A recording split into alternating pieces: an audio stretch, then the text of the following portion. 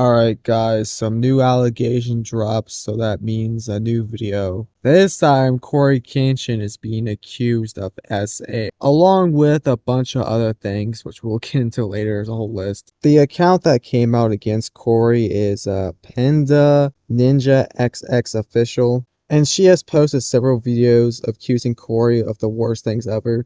And we're here to figure out if her story is even true, and where does this lead us. So before I even start, I want to explain who Cory is. I'm sure a lot of you guys already know who he is, but for the people who don't know, I don't want to leave him in the dust. So who is Cory? Cory is actually one of the most popular gaming channels on YouTube right now. In fact, he is the 38th most popular gaming channel currently on YouTube. I mean, this dude is absolutely killing it. He has like 23 million subscribers, and his videos get tons of views. Like, look at these views. What I'm trying to say is that this dude's a titan on YouTube.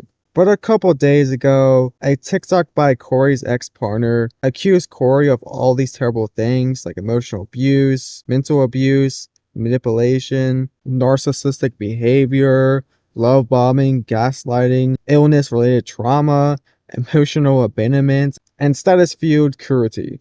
Whatever that means. So we're going to look at 3 TikToks she uploaded where she goes over all the stuff I just mentioned in slides. So here we go. So here's part 1. She says in the first slide that I didn't want to do this, but I don't owe you my silence anymore. There's no clean way to start. Just that familiar weight in my chest while the world kept applauding for someone who would never show up for me. I was never part of your world publicly.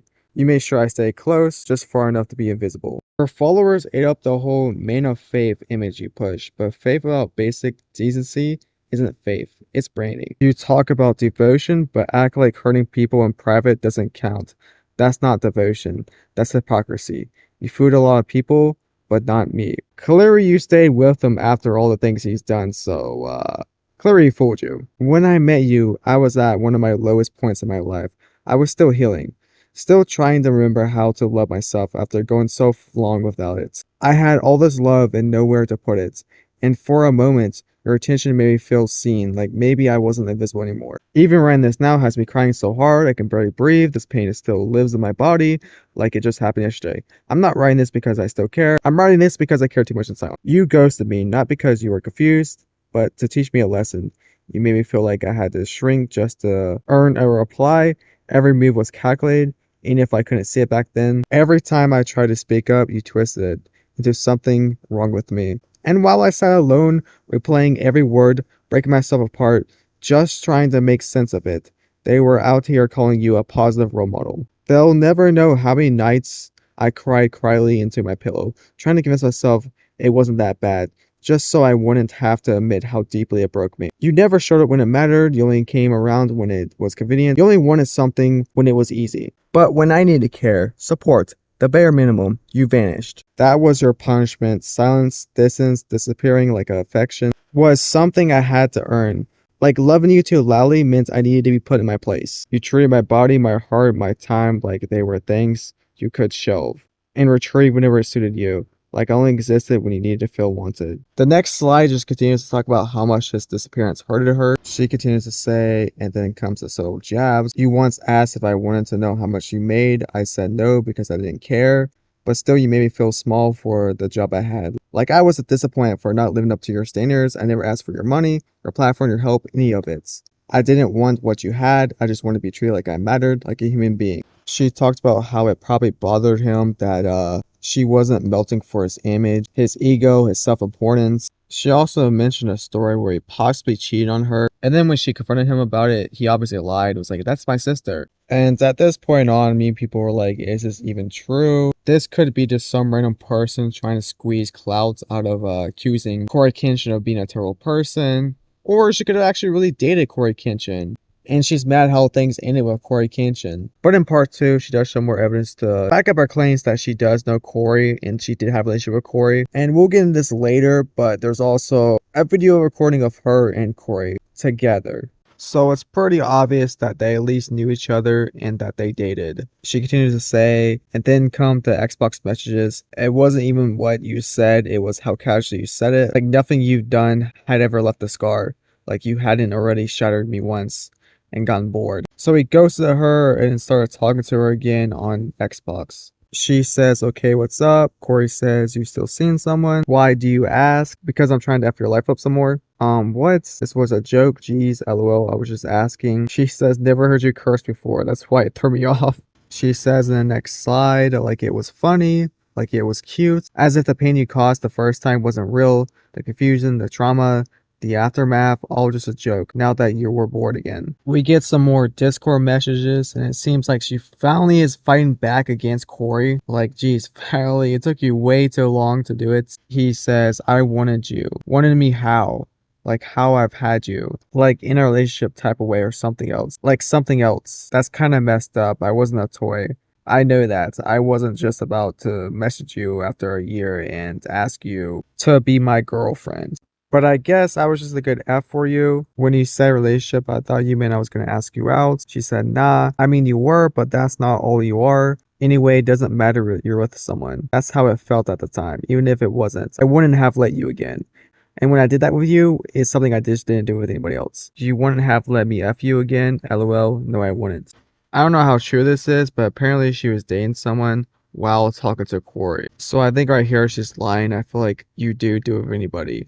Hence why you did it with Cory. I'm glad I'm the same. I don't F anyone. Double bummer. The difference between you and I don't do it with just anyone because I was sexually abused. I'm not saying that for you to feel bad or whatever, but for you to understand. I know you told me that. I didn't know I got lumped to that category of the person that did it. She continues to say on the next slide, you knew I'd survived SA. You knew how hard it was to feel safe in my own body and use it as leverage, just to remind me how far you've gone. Threw it in my face like I should be flattered. So this is where she kind of hinted that CoryxKenshin S8 her. I don't know why I'm lumped to that category. F you put yourself there. So this person got breast cancer and ended up surviving it. And for some reason they messaged Cory about it. And we can't see the response. So we have no idea what she told Cory, but this is what Cory said. That was the most passive aggressive cancer reveal ever. LOL. And yeah, to be honest, that's completely rude for Cory to say. Like, you shouldn't say that to a cancer survivor. But again, we don't really know the context, so she's clearly leaving out something here. And I think it's perfectly okay to come out and talk about your experience with Cory. Because if what you're saying is true, he does seem like a pretty awful boyfriend. Like, he honestly checks off a lot of the boxes you were talking about in part 1. And you honestly should have just left it there, but you just had to hint that he sexually assaulted you, or that he's in the same category as someone who sexually assaulted you. So in part 2, she mentioned a woman named N, and in part 3, she goes into depth of who N is. So here we go. Part 3. Totally not crying right now. Also, instead of reading it, I'm gonna summarize it. She wrote that N added her and found her on Xbox, and they had a conversation. She noted that she felt something was off. Then an unknown Instagram account DM'd her, calling N out, where they said that N had a reputation in the community for inserting herself in the lives of the women who Cory dated, digging, meddling, and like twisting things around. She then claims a close friend of Cory, Brandon, began stalking her Instagram stories, which to her seemed like he was assigned by Cory himself to do this. Probably so that if she speaks out about this, he's alerted instantly. She goes on to say that she met several other women who have been affected by Cory. So if what she's saying is true, then we're probably going to see a lot of other women come out with their own stories about Cory. So expect that. I think there actually is a new allegation against Cory that just dropped not too long ago. And a lot of the other slides are just her answer questions that she thinks she's going to be asked. She says in one of the slides that this isn't a hit piece. It's just her truth against Cory's. So to this point on, she was pretty much claiming that Cory was just a bad boyfriend to her. And after this is where I think she messed up in her story. So she releases this video of Cory and her walking down like a hallway in a hotel. And I'm gonna be honest, Cory was saying some pretty weird things. I'm still on. I'm still on. Then I woke up again and it was off. Did you watch me sleep? Did you watch me sleep? Yeah, I actually did something to you while you were asleep too. What? I'm sorry. I just got this fetish that I do. You know. What? I didn't hurt you. You're good, right? What'd you do, Cory? Just don't worry about it. Cory? It's good. Cory, what did you do?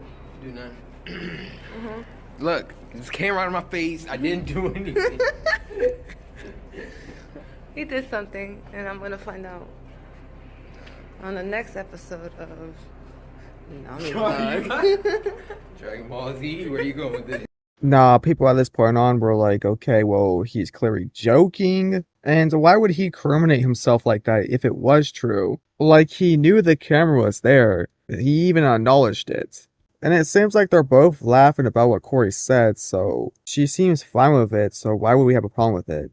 But I find it so strange that she's been hinting at Cory, like sexually assaulting her. She said in part 2, you crossed a line you had no right to, and you knew exactly what you were doing. Then she says in part 3, no extra words, no permission, no apology, just truth. But for some reason, she put this out on her Instagram story, where she clarifies that Cory did not SA her. Okay, so if he didn't, then why are you, kind of hinting at he did? Now, it's pretty obvious that Cory's a bad boyfriend, but we still don't know Cory's side. Like, she could have also been a bad girlfriend too.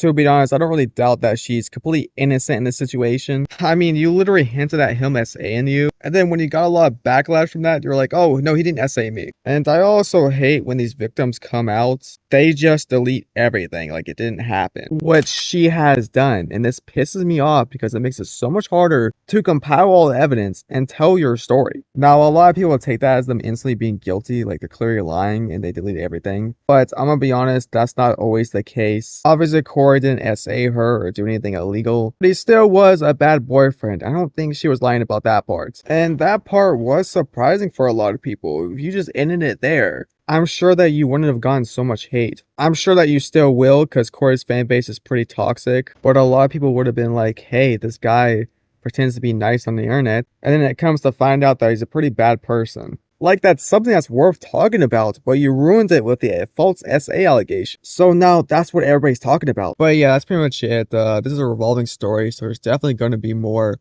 videos about the situation. And again, like I said earlier, someone else came out, so probably gonna make a video about that. And yeah, that's it. I'll see you guys next time. Bye. Oh yeah, make sure you subscribe, okay? Subscribe, please. You guys aren't subscribing. What are you doing?